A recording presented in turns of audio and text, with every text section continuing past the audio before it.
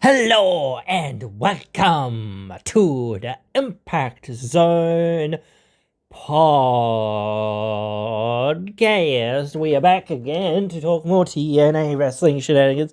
And what a live show we just had for tonight here, or earlier there. It was quite the show, lots of surprises.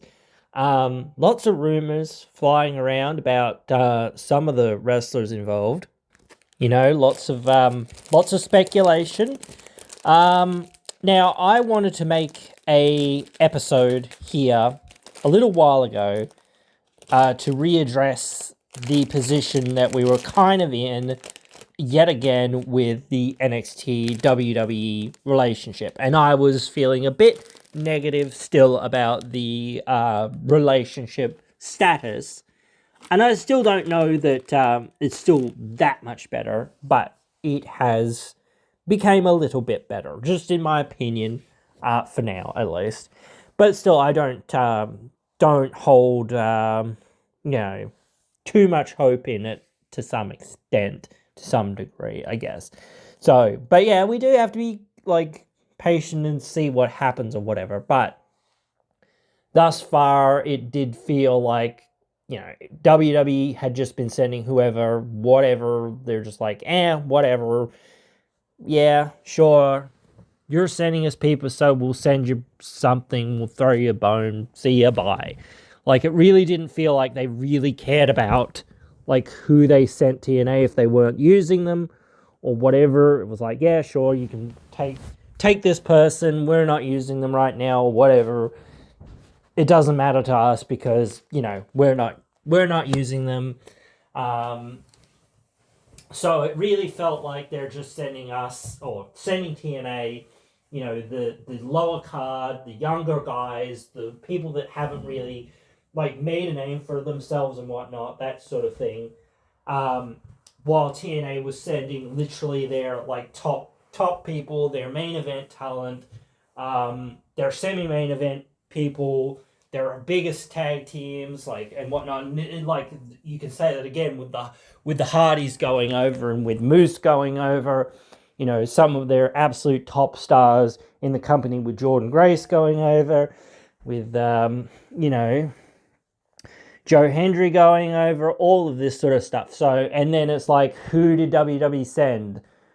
Not to say anything bad about some of these people or whatever, but they just aren't the same caliber of wrestler that, Jordan Grace, Joe Hendry, Moose, the Hardys, the Rascals, these people that have been around for 4 or 5 years and are at the, tippy top of, well, basically at the tippy top of every division that they were in. It's like, oh yes, here's this person that's only just started wrestling in the last few weeks. Here's this other person that's maybe been wrestling for a few years or whatever it is, but still they haven't made a name for themselves. There's just a, new product or whatever you want to call it, a new prospect. Finally, this week they have put or sent over Obafemi. That is the first person who has a WWE title around their waist, currently is the champion, appearing in TNA as a WWE contracted wrestler. Now, Ober's apparently going to appear next week as well. So that is pretty big. I will give them that. And it is one of those things of waiting and seeing sometimes, like I said. Perhaps I was being a bit hasty to say that sort of thing, but it is one of those things. And some people will say, oh, well, the relationship hasn't been that long. But the thing is, you really have to sort of calculate the relationship back to when Jordan Grace sort of entered the Royal Rumble, because that's probably roughly the time period that the relationship was starting to form between TNA and WWE, properly form. I think that it probably had some, formation when Mickie James even went there a few years ago. And you've got to look at when TNA partnered with Endeavor, which is, WWE's parent company, with their app or for their app, whatever, as part of this larger, thing of saying, well, this is, part of the partnership or whatever else it is. But yeah, it certainly is one of those things. It's like hard to put your finger on exactly when that partnership really began or whatever else it was. But there certainly were thoughts in the works in some way, in some regard. You could say, it didn't really get going until it was official, but there was a lot of crossover between when Jordan Grace came over to WWE, and then Joe Hendry, and then the Rascals, and so on and so forth. Hammerstone, all these other people coming over from TNA. Now Moose and the Hardys.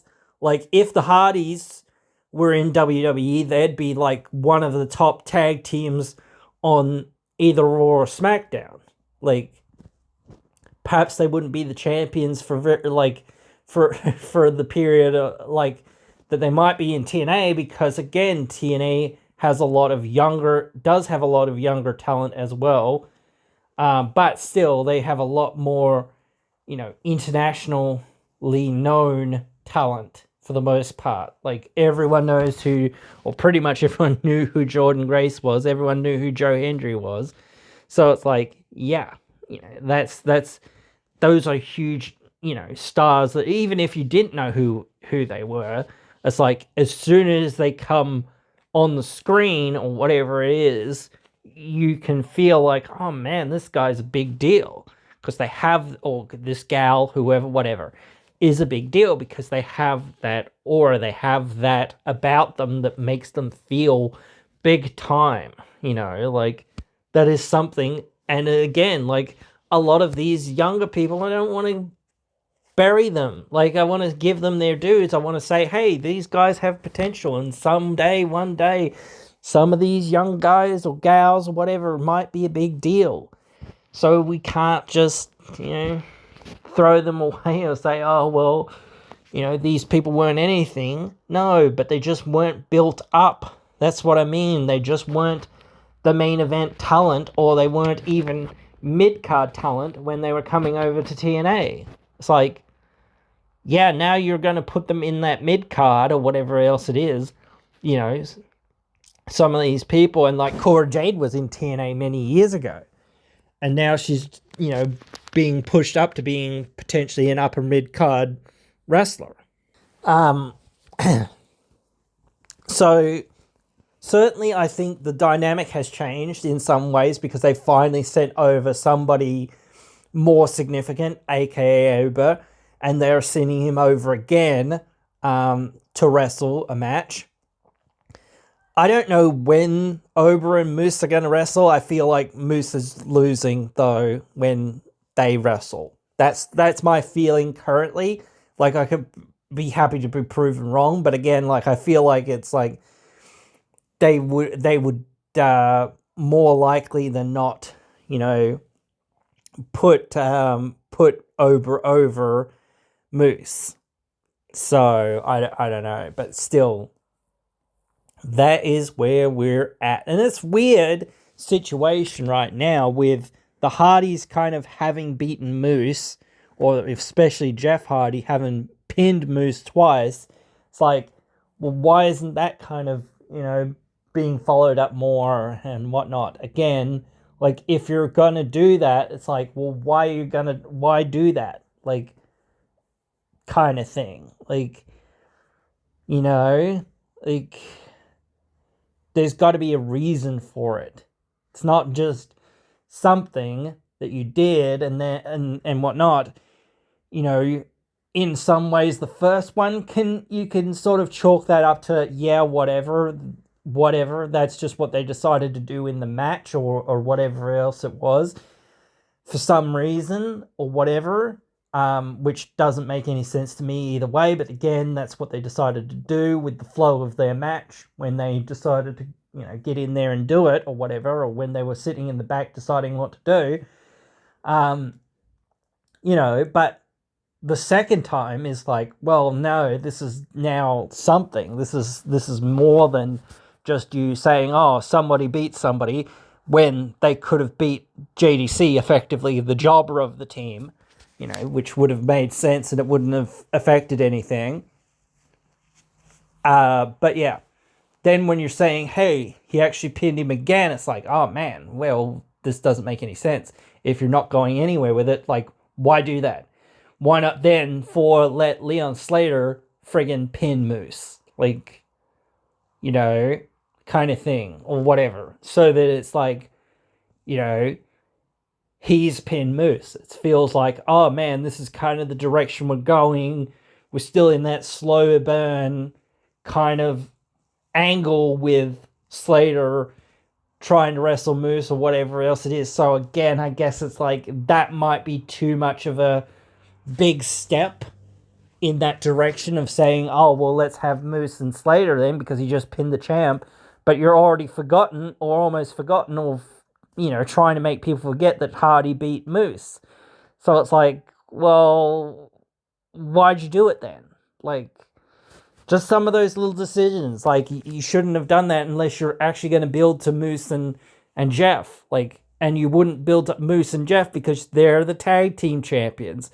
And there's no point in not having them as a tag team on a show. Like, so, like, if they were to have a singles match, it's like, well, what's the point in that? Like, unless it's on just, like, TNA Impact, that might be different. But certainly not on a pay-per-view, And then it's like, well, why would you do that, like, to an extent, like, because you need to keep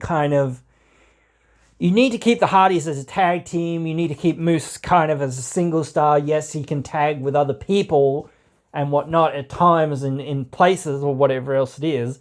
But again, you should be focused on him as a single star. He is a single star, so that's his role. He shouldn't be there to be, pinned or whatever, especially when he's the champion, unless it's leading to something. But again, whatever. It just hurts him further down the road, and it hurts whoever he's fighting later down the road because it's like, well, why did you have to beat him? You didn't have to beat him. You could have beaten the other guy and it would have worked and no one would have questioned it. Like, and then you wouldn't have to try to be like, oh, let's forget that happened or whatever. That's a lot of the little things that goes into this at some point. It's like, I feel like it certainly is. It's certainly like, oh yeah, we're great partners with TNA or whatever from the WWE perspective. Yes, we haven't sent them hardly anyone. Oh, well, let's finally send them somebody or something and, let's do a thing.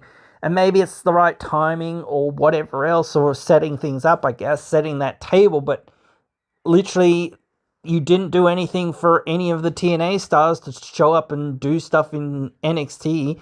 And I guess get again that it's like, well, NXT is that bigger platform. So it's like, well, more eyes are going to be on that platform naturally than what they are going to be on TNA. But you should be pulling TNA up to being on the same level or as close to being on the same level as NXT is in terms of, TV viewership and whatnot and all that sort of stuff. And maybe it won't happen, but again, just like that kind of thing, that's what this partnership should do. It should help TNA to get, up there and be a solid number 2, number 3, even with, like, AEW. Like, sometimes TNA is just way better because they put on a way better show. And sometimes AEW is better because, well, they have a whole lot of money. And they have all the stars in the friggin' world that WWE doesn't really have.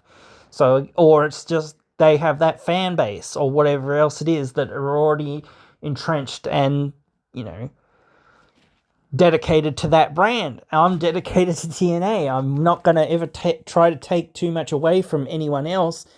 But when you're in this relationship, I get that it can be that sort of like tentative kind of process, and you don't know, like, again, like I say, you don't know how the reaction is going to be.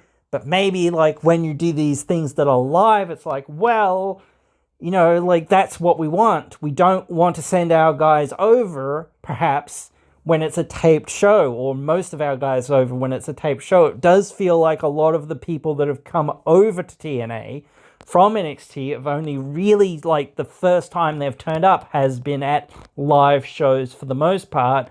So it's like, well, that kind of makes sense, because they want that, you know, like, shock and awe moment. They don't want people to come over and be like, yeah, well, to an extent, but again, they don't want people to go over and it be like, this was taped 3 weeks ago, or what, you know, and the spoilers out there. You already know that such and such is turning up at this show, that show, whatever it is. I mean, yeah, sure, once they're kind of on TV and you kind of know, oh yeah, these guys are turning up next week or whatever else it is, and they're having a match with whoever, whatever, blah, blah, blah. Yeah, sure, cool, whatever, but, like, yeah, the result of that or whatever else it is might be out there, but that's not their debut or whatever else it is. So it's like, well, that's still fine. You know, we still want them to be featured on these live shows, the debuts on these live shows. And maybe that's partly WWE, I don't know. Maybe that's partly TNA, like, as well, trying to be like, well, we need to go live. We need to try to do live shows. And I've said that for a long time, that they need to do live shows.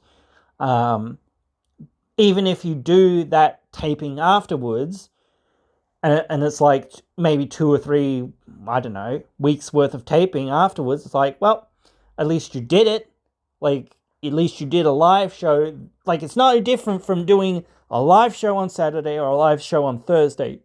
You know, as far as the production side, the only difference in terms of days is the fandom, I guess, per se. Like, we've talked about that a lot by saying it's a pretty big gamble to try to get people that are not used to it coming out of a Thursday night to say, let's go watch some TNA, you know, whatever and wherever you're at. So it's just a new thing that you've kind of got to get, again, people like feeling like, okay, this thing, okay, Thursday night, right, cool. And it's not just that, it's like, well, then you've got AEW, then you've got WWE, then you've got UFC, and then you've got football, then you've got baseball, then you've got all these other things that are going on, then you've got the friggin' economic situation in the US, and that's another reason to get out of the US and do shows elsewhere. So again, it's not just one simple thing, and I do feel like the situation is getting worse and worse and worse over there. At least from my perspective over here, I don't know how people over there are feeling or navigating it and not being like, bro, no, we need to do something about this. Like, and again, it's tough because it's like the US market is always the market, like, that everyone's going for. It's like the biggest market, but again, like, if you went to Europe and did some stuff in Europe or whatever else it was, or, you know, did some stuff in Canada and Mexico, it's like, well, you know, those fans don't get to see and they did actually put up that they're doing a Canadian show at some point. But yeah, those fans, they don't get a whole lot of wrestling coming through, especially the major wrestling. Yeah, same thing here in Australia. We don't get a lot of major wrestling happening down here. Like, we just had AEW, that AEW event down here. It's I think that was in Perth. I think that was in Perth. But yeah, it's really tough. So I get that, but again, it is one of those things. We have to try to hope or push sort of for the best. We have to, come on, guys. We don't want to just see some random WWE jobber coming in. And again, like, maybe JDC is the one person that you could say, oh, well, they're a TNA jobber or whatever. effectively. So yeah, but again, it's like, well, for the most part, TNA has sent over their best people, the guys that are, guys and gals, whatever. They sent over Marsha Slamovich and whatnot there, and I think she was actually training with some of the guys and the gals or whatever it was there the other day at one of their camps or whatever it was. So again, looks like she's going to be turning up again in NXT at some point. She's obviously beating up Cora Jade, and I don't know what's going to happen with Cora after that, but have to wait and see. But yeah, that's my problem. Is it does feel like there's an almost inevitability of, well, nothing truly major is going to happen. No major titles are going to change hands between a WWE superstar or a TNA wrestler. That's just not going to happen. Or whatnot. That sort of stuff is just, not where things are at. And again, I kind of feel like West is in a difficult position because he is a tag team wrestler. So it's like, well, we've got to focus you in being in the tag team division. So we've kind of got to, have you not go back to get your rematch for the X Division title, which is kind of sad in some ways because I think he'd make a good X Division champion and whatnot in some ways. But again, it's sort of like, well, what are you going to do? Again, you could do it on TV, but again, it's like, well, I don't know. It's really tough to say because it's like, yeah, sure, again, it feels fine, but again, it's sort of like, well, it's inevitability, isn't it? It's like, we know Wes isn't winning this, where's the benefit? Where's the point in doing that? You guys, don't think that he's gonna friggin', break up with his tag team, or he's gonna, not tag anymore or whatever. It's like, again, that's why you don't do these things with tag team people, because it's like, yeah, they're a tag team. It's like really tough.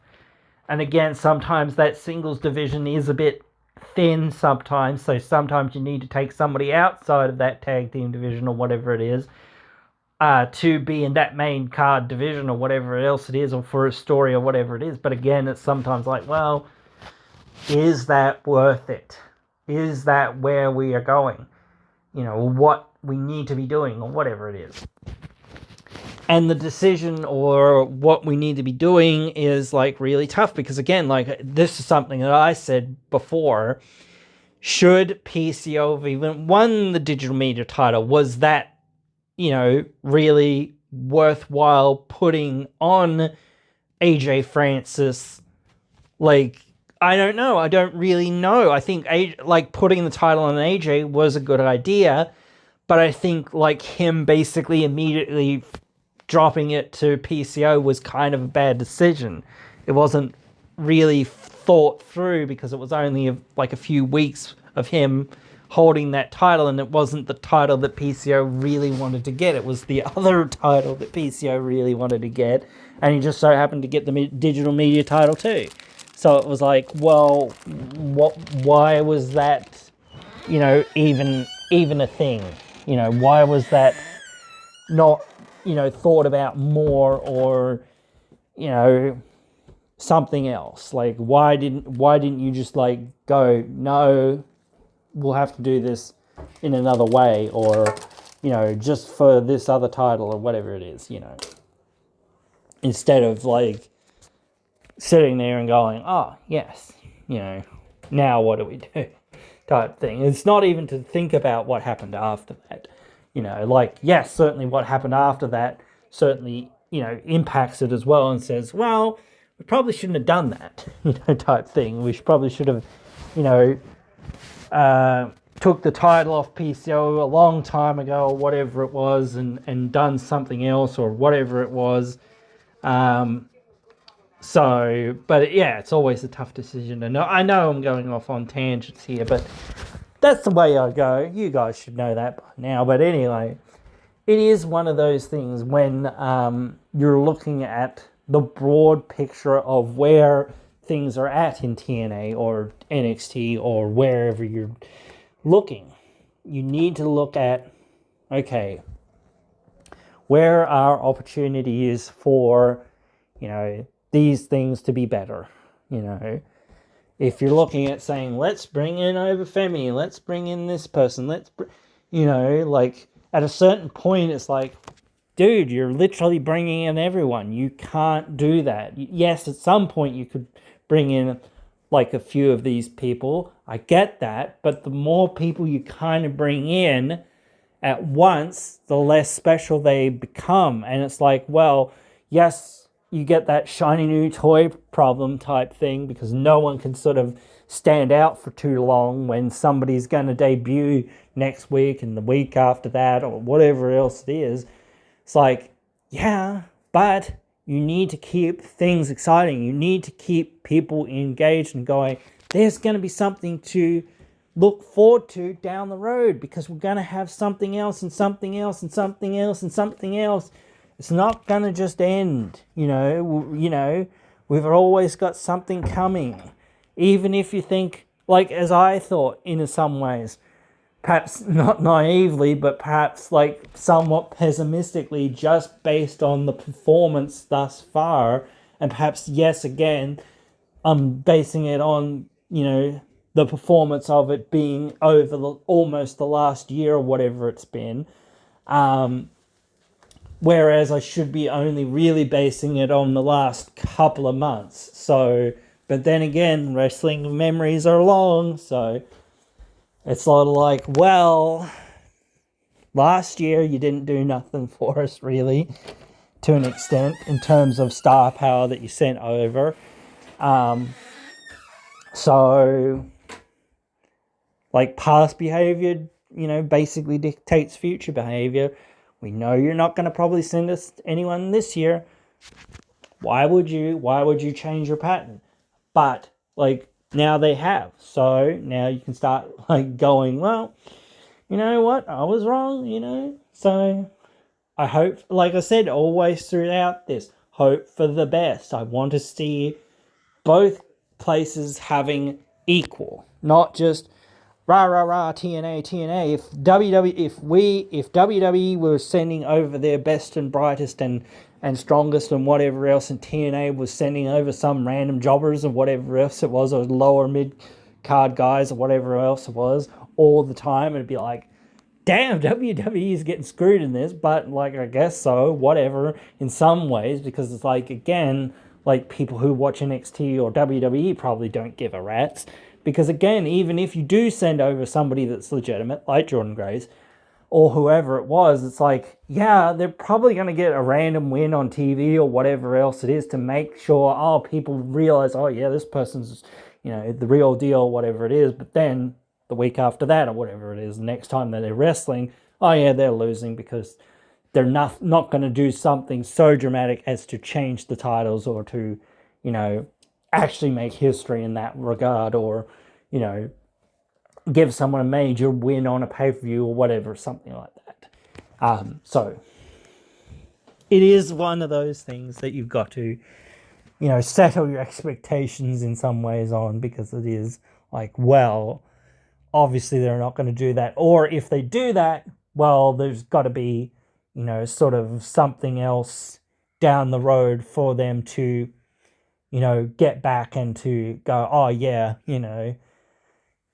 Wesley, he lost to Wes or whatever, but then, he won in a rematch or whatever it was. So that makes it feel like, 50, like that, not 50-50, but like in some ways that 50-50 kind of thing, He didn't really lose type thing. He lost, but he didn't lose because he won the war, not just the battle per se. But yeah, no, I try to sit back and enjoy it. but I try to then come along and say, hey, let's look at this and let's say, yeah, come on, this wasn't the best, that they could have done, And perhaps they're not daring enough to do, like, the best things, but that's where you've got to be like, well, come on, what are you doing? More than this. Like, if you're going to have this relationship and it's going to work, and you're trying to tell us it's going to work and trying to make us believe it's going to work, it's like, well, you can't just expect fans to see you standing over people that are not going anywhere or doing anything. Not to say that they won't be going anywhere, but again, they're not going anywhere right now. So it's like, well, we just don't believe in this person. They don't have anything here. They're not going to win. They're going to be here for a few weeks, then they're going to go away. That's it. They're going to lose ultimately, and it hurts the rest of the roster. Same for NXT. Like, it hurts the rest of the roster to have to lose to somebody else in some regards. But again, it's like, well, that's their role, in some regards, to make other people look good. So, that happens sometimes. So, I mean, we're getting the Rascals and Wesley's team, Tyreek and whatever their name is. Like, they really need a tag team name. If they're going to be a tag team, you need a tag team name, guys. Like, what's going on? But yeah, guys. Anyway, I think that's pretty much it for now, like I say. So, hope you guys have enjoyed this one. Hope you guys will join me again in another one.